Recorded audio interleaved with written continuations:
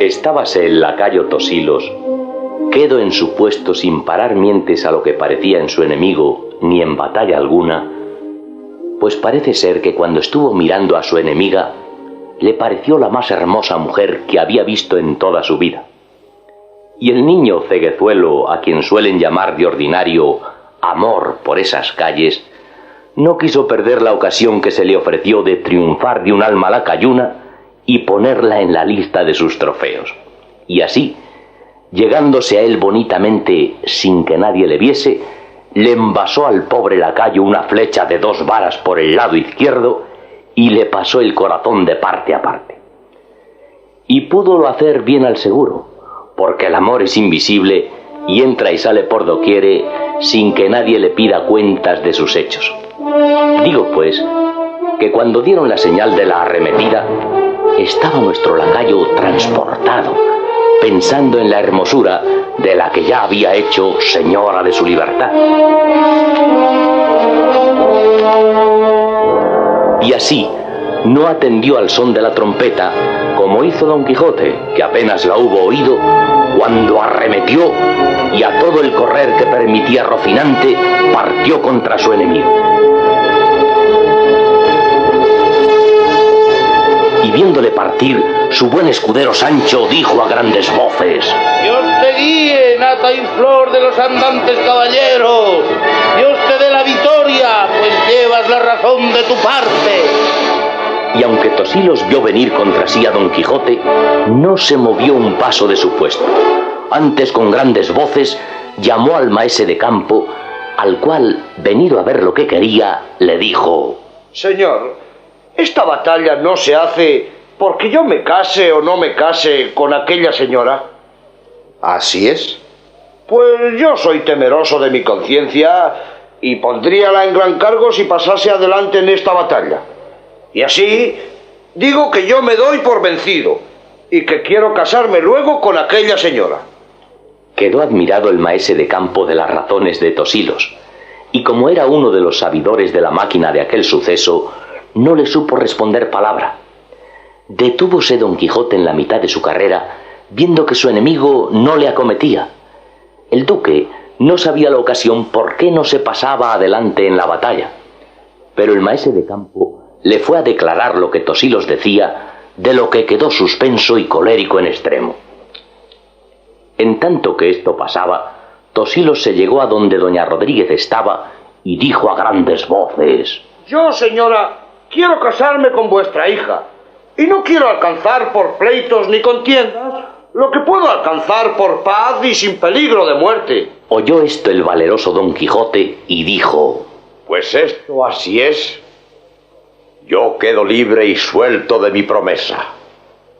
Cásense, enhorabuena, y pues Dios nuestro Señor se la dio, San Pedro la bendiga. El duque había bajado a la plaza del castillo y llegándose a Tosilos le dijo: Es verdad, caballero, que os dais por vencido y que instigado de vuestra temerosa conciencia os queréis casar con esta doncella. Sí, señor. Él hace muy bien, porque lo que has de dar al mur, dalo al gato y sacarte ha de cuidado. Íbase Tosildos desenlazando la celada y rogaba que apriesa le ayudasen, porque le iban faltando los espíritus del aliento y no podía haberse encerrado tanto tiempo en la estrecheza de aquel aposento. Quitáronsela apriesa y quedó descubierto y patente su rostro de lacayo. Viendo lo cual doña Rodríguez y su hija, dando grandes voces, dijeron: ¡Este es engaño! ¡Engaño es este! A Tosilos, el lacayo del duque, mi señor, nos han puesto en lugar de mi verdadero esposo. ¡Justicia de Dios y del rey de tanta malicia! Por no decir bellaquería. No vos acuitéis, señoras, que ni esta es malicia ni bellaquería. Y si lo es, no ha sido la causa el duque, sino los malos encantadores que me persiguen, los cuales, invidiosos de que yo alcanzase la gloria de este vencimiento, han convertido el rostro de vuestro esposo en el de este que decís que es lacayo del duque. Tomad mi consejo, y a pesar de la malicia de mis enemigos, casaos con él, que sin duda es el mismo que vos deseáis alcanzar por esposo. Son tan extraordinarias las cosas que suceden al señor Don Quijote, que estoy por creer que este mi lacayo no lo es. Pero usemos de este ardid y maña. Dilatemos el casamiento 15 días si quieren, y tengamos enterrado a este personaje que nos tiene dudosos, en los cuales podría ser que volviese a su prístina figura, que no ha de durar tanto el rencor que los encantadores tienen al señor Don Quijote, y más, yéndoles tampoco en usar estos embelecos y transformaciones. Oh, señor, que ya tienen estos malandrines por uso y costumbre de mudar las cosas de unas en otras que tocan a mi amo. Un caballero que venció los días pasados, llamado el de los espejos, le volvieron en la figura del bachiller Sansón Carrasco, natural de nuestro pueblo y grande amigo nuestro. Y a mi señora Dulcinea del Toboso la han vuelto en una rústica labradora. Y así, imagino que este lacayo ha de morir y vivir lacayo todos los días de su vida. Séase quien fuere este que me pide por esposa, que yo se lo agradezco. Que más quiero ser mujer legítima de un lacayo que no amiga y burlada de un caballero, puesto que el que a mí me burló no lo es. En resolución, todos estos cuentos y sucesos pararon en que Tosilo se recogiese hasta ver en qué paraba su transformación. Aclamaron todos la victoria por Don Quijote, y los más quedaron tristes y melancólicos de ver que no se habían hecho pedazos los tan esperados combatientes, bien así como los muchachos quedan tristes cuando no sale el ahorcado que esperan, porque le ha perdonado o la parte o la justicia.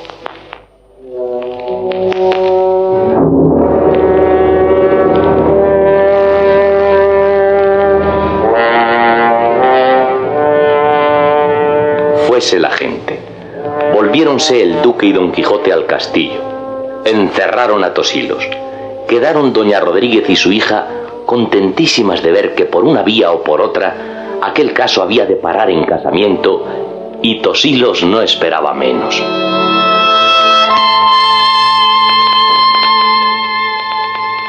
Ya le pareció a Don Quijote que era bien salir de tanta ociosidad como la que en aquel castillo tenía, que se imaginaba ser grande la falta que su persona hacía en dejarse estar encerrado y perezoso entre los infinitos regalos y deleites que como a caballero andante aquellos señores le hacían, y parecíale que había de dar cuenta estrecha al cielo de aquella ociosidad y encerramiento. Y así pidió un día licencia a los duques para partirse. Diéronsela con muestras de que en gran manera les pesaba de que los dejase. Dio la duquesa las cartas de su mujer a Sancho Panza, el cual lloró con ellas y dijo: ¿Quién pensara que esperanzas tan grandes como las que en el pecho de mi mujer Teresa Panza engendraron las nuevas de mi gobierno habían de parar en volverme yo ahora a las arrastradas aventuras de mi amo Don Quijote de la Mancha?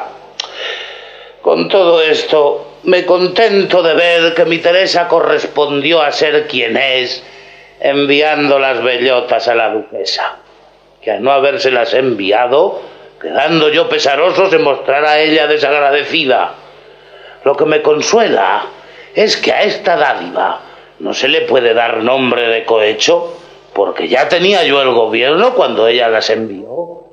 Y está puesto en razón que los que reciben algún beneficio, aunque sea con niñerías, se muestren agradecidos.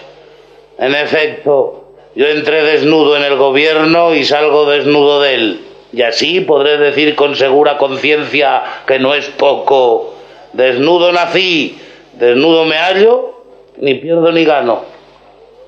Esto pasaba entre sí Sancho el día de la partida, y saliendo Don Quijote, habiéndose despedido la noche antes de los duques, una mañana se presentó armado en la plaza del castillo.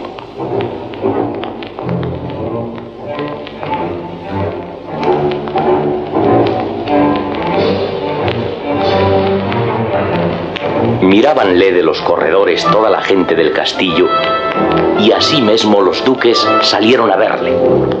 Estaba Sancho sobre su rucio, con sus alforjas, maleta y repuesto, contentísimo porque el mayordomo del duque, el que fue la Trifaldi, le había dado un bolsico con 200 escudos de oro para suplir los menesteres del camino, y esto aún no lo sabía Don Quijote. Estando, como queda dicho, mirándole todos a deshora, entre las otras dueñas y doncellas de la duquesa que le miraban, alzó la voz la desenvuelta y discreta Altisidora, y en son lastimero comenzó a entonar un romance que requiere espacio y tiempo aparte.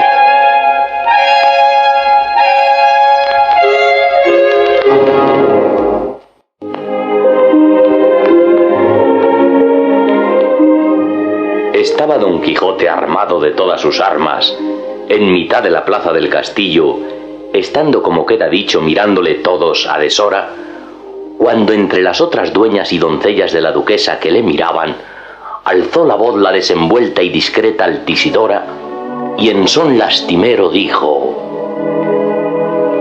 Escucha, mal caballero, detén un poco las riendas. No fatigues las ijadas de tu mal regida bestia. Mira, falso, que no huyes de alguna serpiente fiera, sino de una corderilla que está muy lejos de oveja. Tú has burlado, monstruo horrendo, la más hermosa doncella que Diana vio en sus montes, que Venus miró en sus selvas. Cruel Vireno, fugitivo Eneas, Barrabás te acompañe. Allá te avengas. Tú llevar impío en las garras de tus cerras las entrañas de una humilde como enamorada tierna. Llévaste 3 tocadores y unas ligas de unas piernas que al mármol puro se igualan en lisas, blancas y negras. Llevaste 2000 suspiros que a ser de fuego pudieran abrasar a 2000 Troyas si 2000 Troyas hubiera. Cruel Vireno, fugitivo Eneas, Barrabás te acompañe, allá te avengas. Seas tenido por falso desde Sevilla a Marchena, desde Granada hasta Loja, de Londres a la Ingalaterra. Si jugares al reinado los 100 o la primera, los reyes huyan de ti, ases ni 7 no veas. Si te cortares los callos, sangre las heridas viertan, y quédente los reigones si te sacares las muelas.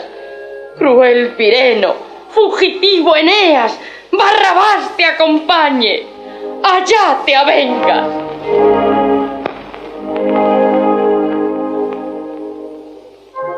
En tanto que de la suerte que se ha dicho se quejaba la lastimada Altisidora, la estuvo mirando Don Quijote, y sin responder la palabra, volviendo el rostro a Sancho, le dijo: Por el siglo de tus pasados, Sancho mío, te conjuro que me digas una verdad. Dime, ¿llevas por ventura los 3 tocadores y las ligas que esta enamorada doncella dice? Los 3 tocadores sí llevo, pero las ligas, como por los cerros de Úbeda. Quedó la duquesa admirada de la desenvoltura de Altisidora, que aunque la tenía por atrevida, graciosa y desenvuelta, no en grado que se atreviera a semejantes desenvolturas. Y como no estaba advertida de esta burla, creció más su admiración.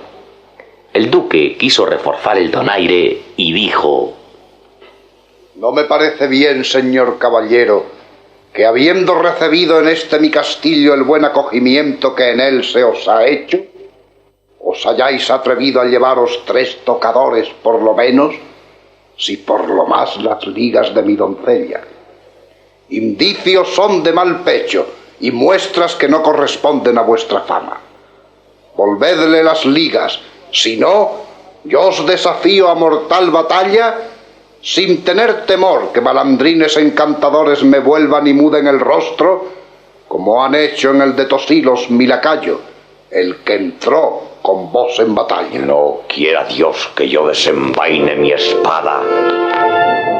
Con contra vuestra ilustrísima persona, de quien tantas mercedes he recibido. Los tocadores volveré, porque dice Sancho que los tiene. Las ligas es imposible, porque ni yo las he recibido ni él tampoco. Y si esta vuestra doncella quisiere mirar sus escondrijos, a buen seguro que las halle. Yo, señor duque, jamás he sido ladrón, ni lo pienso ser en toda mi vida, como Dios no me deje de su mano. Esta doncella habla, como ella dice, como enamorada, de lo que yo no le tengo culpa, y así no tengo de qué pedirle perdón ni a ella ni a vuestra excelencia, a quien suplico me tenga en mejor opinión y me dé de nuevo licencia para seguir mi camino. Déosle Dios tan bueno, señor Don Quijote, que siempre oigamos buenas nuevas de vuestras fechorías, y andad con Dios, que mientras más os detenéis, más aumentáis el fuego en los pechos de las doncellas que os miran, y a la mía yo la castigaré de modo que de aquí adelante no se desmande con la vista ni con las palabras. Una nomás quiero que me escuches, oh valeroso Don Quijote, y es que te pido perdón del latrocinio de las ligas, porque en Dios y en mi ánima que las tengo puestas, y he caído en el descuido del que yendo sobre el asno le buscaba. No lo dije yo. Bonico soy yo para encubrir hurtos. Pues a quererlos hacer de paleta me había venido la ocasión en mi gobierno. Abajó la cabeza Don Quijote y hizo reverencias a los duques y a todos los circunstantes, y volviendo las riendas a Rocinante, siguiéndole Sancho sobre el rucio, se salió del castillo enderezando su camino a Zaragoza.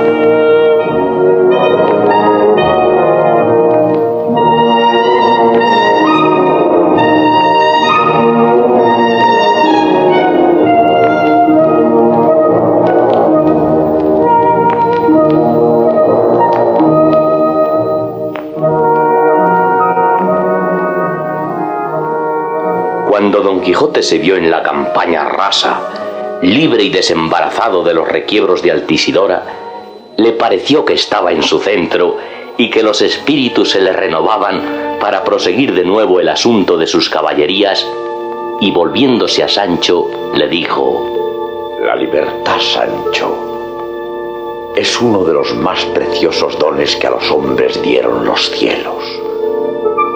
Con ella no pueden igualarse los tesoros que encierra la tierra ni el mar encubre. Por la libertad, así como por la honra, se puede y debe aventurar la vida. Y por el contrario, el cautiverio es el mayor mal que puede venir a los hombres. Digo esto, Sancho, porque bien has visto el regalo, abundancia que en este castillo que dejamos hemos tenido, pues en mitad de aquellos banquetes sazonados y de aquellas bebidas de nieve, me parecía a mí que estaba metido entre las estrechezas del hambre, porque no lo gozaba con la libertad que lo gozara si fueran míos. Que las obligaciones de las recompensas de los beneficios y mercedes recibidas son ataduras que no dejan campear al ánimo libre. Venturoso aquel a quien el cielo dio un pedazo de pan, sin que le quede obligación de agradecerlo a otro que al mismo cielo. Con todo eso que vuesa merced me ha dicho, no es bien que se quede sin agradecimiento de nuestra parte 200 escudos de oro que en una bolsita me dio el mayordomo del duque, que como pítima y confortativo la llevo puesta sobre el corazón para lo que se ofreciere, que no siempre hemos de hallar castillos donde nos regalen, que tal vez toparemos con algunas ventas donde nos apaleen. En estos y otros razonamientos iban los andantes caballero y escudero, cuando vieron, habiendo andado poco más de una legua, que encima de la hierba de un pradillo verde, encima de sus capas, estaban comiendo hasta una docena de hombres vestidos de labradores. Junto a sí tenían como unas sábanas blancas con que cubrían alguna cosa que debajo estaba. Estaban empinadas y tendidas de trecho a trecho puestas. Llegó Don Quijote a los que comían y, saludándolos primero cortésmente, les preguntó que qué era lo que aquellos lienzos cubrían. Uno de ellos respondió: Señor, debajo de estos lienzos están unas imágenes de relieve y entalladura que han de servir en retablo que hacemos en nuestra aldea. Llevámoslas cubiertas porque no se desfloren y en hombros porque no se quiebren. Si sois servidos, holgaría de verlas, pues imágenes que con tanto recato se llevan, sin duda deben de ser buenas. ¿Y cómo si lo son? Si no, díganos lo que cuestan, que en verdad que no hay ninguna que no esté en más de 50 ducados. Y porque vea vuesa merced de esta verdad, espere vuesa merced y verla ha por vista de ojos. Y levantándose, dejó de comer y fue a quitar la cubierta de la primera imagen, que mostró ser la de San Jorge puesto a caballo, con una serpiente enroscada a los pies y la lanza atravesada por la boca, con la fiereza que suele pintarse. Toda la imagen parecía un ascua de oro, como suele decirse. Viéndola Don Quijote dijo: Este caballero fue uno de los mejores andantes que tuvo la milicia divina. Llamóse Don San Jorge y fue además defendedor de doncellas. Veamos esta otra. Descubrióla el hombre y pareció ser la de San Martín puesto a caballo, que partía la capa con el pobre. Y apenas la hubo visto Don Quijote cuando dijo: Este caballero también fue de los aventureros cristianos, y creo que fue más liberal que valiente, como lo puedes echar de ver, Sancho, en que está partiendo la capa con el pobre y le da la mitad. Y sin duda debía de ser entonces invierno, que si no, él se la diera toda según era de caritativo. No debió de ser eso, sino que se debió de atener al refrán que dice que para dar y tener, seso es menester. Rióse Don Quijote y pidió que quitasen otro lienzo, debajo del cual se descubrió la imagen del patrón de las Españas a caballo, la espada ensangrentada, atropellando moros y pisando cabezas. Y en viéndola, dijo Don Quijote: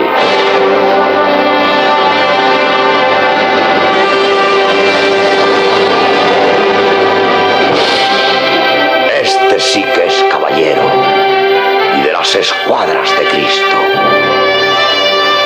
Este se llama Don San Diego Matamoros, uno de los más valientes santos y caballeros que tuvo el mundo y tiene ahora el cielo. Luego descubrieron otro lienzo y pareció que encubría la caída de San Pablo del caballo abajo, con todas las circunstancias que en el retablo de su conversión suelen pintarse. Cuando le vido tan al vivo que dijérase que Cristo le hablaba y Pablo respondía: Este fue el mayor enemigo que tuvo la Iglesia de Dios nuestro Señor en su tiempo, y el mayor defensor suyo que tendrá jamás.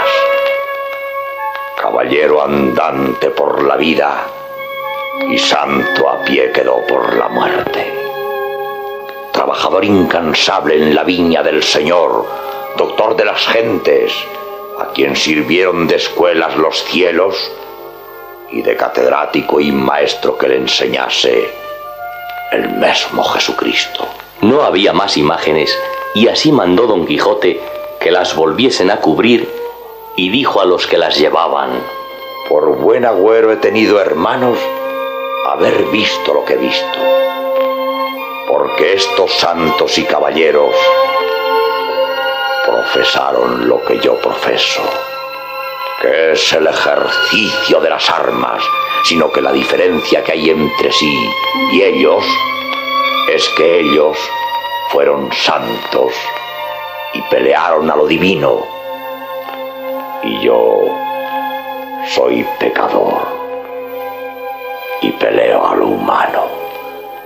Ellos conquistaron el cielo a fuerza de brazos, porque el cielo padece fuerza. Y yo, hasta ahora no sé lo que conquisto a fuerza de mis trabajos. Pero si mi Dulcinea del Toboso saliese de los que padece, mejorándose mi ventura y adobándoseme el juicio, podría ser que encaminase mis pasos por mejor camino del que llevo. Dios lo oiga y el pecado sea sordo. Admiráronse los hombres, así de la figura como de las razones de Don Quijote, sin entender la mitad de lo que en ellas quería decir.